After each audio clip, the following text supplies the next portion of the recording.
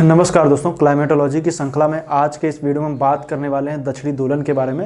ये श्रृंखला जो मैं चला रहा था इसमें काफ़ी तेज़ी से हम आगे बढ़ रहे हैं और आप लोग इस सीरीज़ को कंटिन्यू देखते रहिए, काफ़ी लाभप्रद है। इससे रिलेटेड परीक्षाओं में इससे प्रश्न आपको जरूर मिलेंगे। तो आइए देखते हैं, बात करेंगे दक्षिणी दोलन या साउदर्न ऑसिलेशन बोलते हैं इसको, है क्या चीज़, उसके बारे में देखेंगे। दक्षिणी दोलन है क्या? दक्षिणी दोलन दरअसल प्रशांत महासागर में पश्चिमी एवं पूर्वी प्रशांत महासागर में वायु दाब में अंतर जो होता है उसी को हम लोग दक्षिणी दोलन कहते हैं। अर्थात पश्चिमी एवं पूर्वी प्रशांत महासागर में वायु दाब में जो बदलाव हमें देखने को मिलता है, कभी पश्चिमी प्रशांत में लो प्रेशर, कभी पूर्वी प्रशांत में लो प्रेशर की स्थिति जो बनती है उसी को हम लोग क्या बोलते हैं, दक्षिणी दोलन कहते हैं। सीधी सीधी बात हम कहें तो जो वायु दाब में अंतर है प्रशांत महासागर में उसी को हम लोग दोलन कहते हैं, दक्षिणी दोलन कहते हैं। अब हम आपको इससे पहले की वीडियो में जब मैं एल नीनो बता रहा था तो एल नीनो मैंने बताया था कि जो ये वाला क्षेत्र होता है, जो मतलब कि जो दक्षिण अमेरिका या कहें जो पूर्वी प्रशांत महासागर का क्षेत्र है, यहाँ पर लो प्रेशर और हाई टेम्परेचर की स्थिति बनती है और यहाँ से क्या होती है, पवनें ऊपर उठ करके इस क्षेत्र में नीचे आकर के उतरती हैं पश्चिमी प्रशांत महासागर में। इस स्थिति को हम लोग क्या बोलते हैं, एल नीनो बोलते हैं। इसका ठीक उल्टा जब होता है तो जब यहाँ पर लो प्रेशर बनने लगे और हाई टेम्परेचर यहाँ पर हो जाए तो जो यहाँ से पवनें ऊपर उठ करके यहाँ पर आती हैं।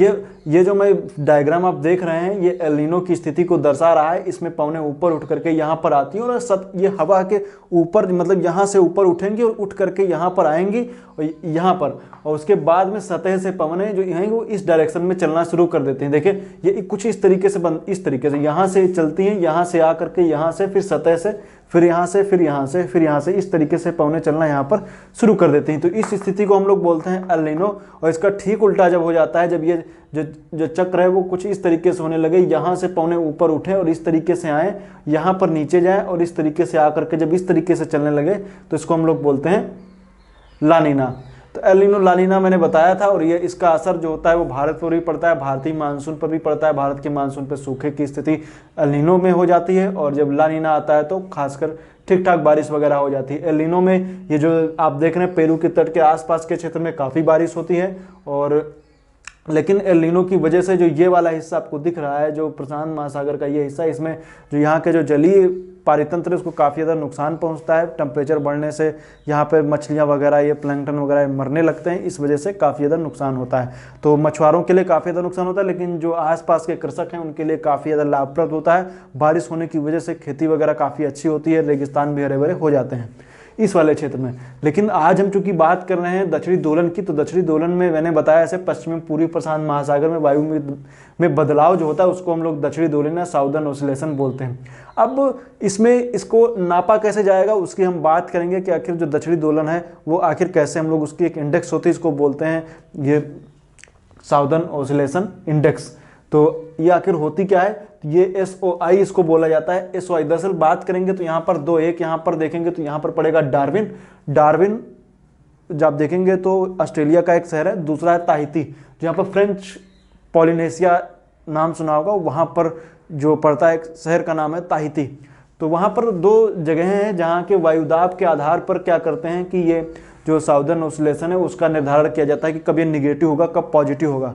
तो अगर जो ताहिती और डार्विन के बीच में वायुदाब के अंतर जो होता है उसका जो उतार चढ़ाव हम देखते हैं उसी के आधार पर हम क्या बोलते हैं कि जो SOI है वो निगेटिव है कि पॉजिटिव है। तो जैसे मान लीजिए निगेटिव SOI है तो ताहिती मतलब कि जो ये वाला क्षेत्र है इसको बोलेंगे निम्न दाब। यहाँ पर क्या होगा, निम्न दाब, अर्थात यहाँ पर होगा निम्न दाब, और जो डार्विन है यहाँ पर होगा उच्च दाब। उच्च दाब होगा डार्विन में। तो इस स्थिति को बोलेंगे एल नीनो की स्थिति। क्या होगी, एल नीनो। निगेटिव SOI में एल नीनो की स्थिति होती है, इसको बोलते हैं snow. L Nino southern oscillation. Snow पूछा जा सकता है, ऐसे मान लीजिए आपसे कभी आ जाए स्नो का फुल फॉर्म बताइए तो स्नो आप बता दीजिए ESNO। ENSO, sorry, El Nino southern oscillation. ENSO क्या होता है ये आप लोग बता दीजिएगा। इंसो का फुल फॉर्म आप लोग याद रखिएगा, एल नीनो साउदर्न ऑसिलेशन। ये तब होगा जब SOI निगेटिव होगा। पॉजिटिव SOI में क्या होगा, ताहिती जो ये वाला है इसमें उच्च दाब की स्थिति बनेगी, डार्विन में निम्न दाब बनेगा। डार्विन में क्या होगा, निम्न दाब बनेगा, और स्थिति किसकी होगी, ला नीना की। ला नीना की स्थिति बनेगी तो इसको हम लोग बोलेंगे ये यहाँ पर, जब यहाँ पर ला नीना की जब स्थिति बनेगी तो भारत वगैरह में। अब ये प्रश्न आ सकता है कि जब SOI पॉजिटिव होगा तो उसका भारत पर इफेक्ट क्या पड़ेगा। तो SOI जब पॉजिटिव होगा तो भारत पर मानसून अच्छा आएगा, क्योंकि लानीना की स्थिति बनेगी। लानीना की जब स्थिति बनेगी तो भारत में काफ़ी ज़्यादा बारिश वगैरह भी ये सब होगी, ये स्थिति बनेगी। तो ताहिती उच्च दाब, और ये आप समझ सकते हैं कि ताहिती को क्यों लिया गया। आप जैसे मान लीजिए, चूंकि हम बात कर रहे हैं प्रशांत महासागर के दबाव की बात हो रही है, या कहें प्रशांत महासागर में जो निम्न दाब और उच्च दाब का क्षेत्र बन रहा है उसकी बात हो रही है, तो यहाँ के पास के क्षेत्रों में देखेंगे तो ये वाला क्षेत्र, यहाँ पर बहुत सारी जलधाराएं होती हैं, या मान लीजिए बहुत सी नदियां यहाँ पर आकर के गिरती हैं, तो वो क्या करती हैं, सागरी जल के तापमान में विभिन्नता ले आती हैं। इस वजह से एक्यूरेट जो दाब का क्षेत्र होता है वो हम उसको ज्ञात नहीं कर पाते हैं, इस वजह से ऐसी स्थिति बनती है। इस वजह से क्या किया जाता है, ताहिती का थोड़ी दूरी पर जाकर के यहाँ पर ताहिती का लिया जाता है। या कहें तो ये ताहिती आप देखेंगे तो ये इसके पास में यहीं पर कहीं पड़ेगा, ताहिती फ्रेंच पॉलिनेशिया में। तो इस वजह से क्या होता है, पूरे यहीं से ले लिया जाता है, क्योंकि पूरा ये क्षेत्र काफी गर्म हो जाता है और यहाँ पर इससे ले लिया जाता है। यहाँ पर थोड़ा हट करके यहाँ पर डार्विन पे ले लिया जाता है। तो इससे आधार पर क्या किया जाता है, ये इसका निर्धारण किया जाता है कि SY पॉजिटिव होगा कि SY निगेटिव होगा। तो आप लोग इसके आधार पर इसका अंदाजा लगा सकते हैं। यही प्रश्न है, बाकी इसमें और कुछ है नहीं। अब आप प्रश्न पूछा जाएगा कि निगेटिव SY पॉजिटिव SY क्या होता है, आप बता सकते हैं। दक्षिणी दोलन भी आपको समझ में आ गया होगा।